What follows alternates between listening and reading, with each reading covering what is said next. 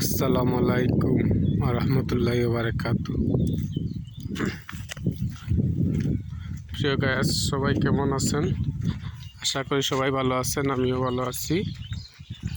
আর আজকে একটি নতুন জায়গায় ঘুরতে আসলাম, তাই আপনাকে সবাইকে একটু প্রাকৃতিক দৃশ্যটা একটু দেখাই, সবাই সাথে শেয়ার করি, তাই চলে আসলাম। সবাই আমরা আমার লোকে থাকেন, আমি দেখাবো অবশ্যই।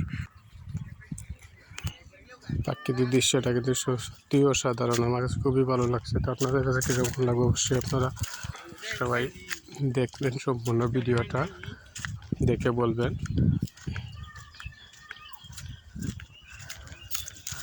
আর আপনাদের কার কার এলাকায় এরকম বাঁশের পুল আছে, অবশ্যই আপনারা কমেন্টে জানাবেন। খুব সুন্দর সেই পুলটা।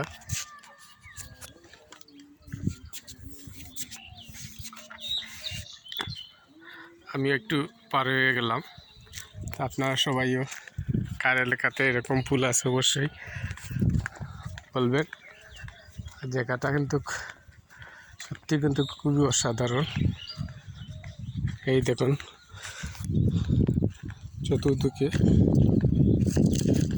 গ্রিন ধানের ক্ষেত।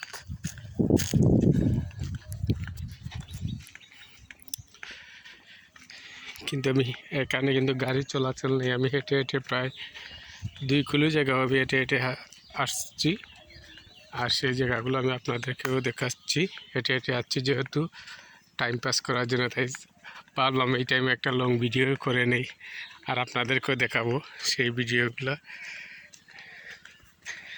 কিন্তু আবহাওয়াটা কিন্তু মেঘলা আকাশ, এই জন্য পিনটা একটু সুন্দর হবে না প্রাকৃতিক দৃশ্যটা। তারপরেও একটু করার চেষ্টা করলাম, কারণ যেহেতু রৌদ্র নেই, ঠান্ডার প্রভাব, এই জন্য এই দেখে আম গাছে কী সুন্দর বউল এসেছে আমের।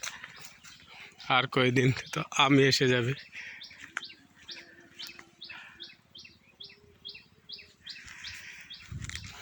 এই দেখেন কি গ্রিন ধানের ফসল, কি গ্রিন।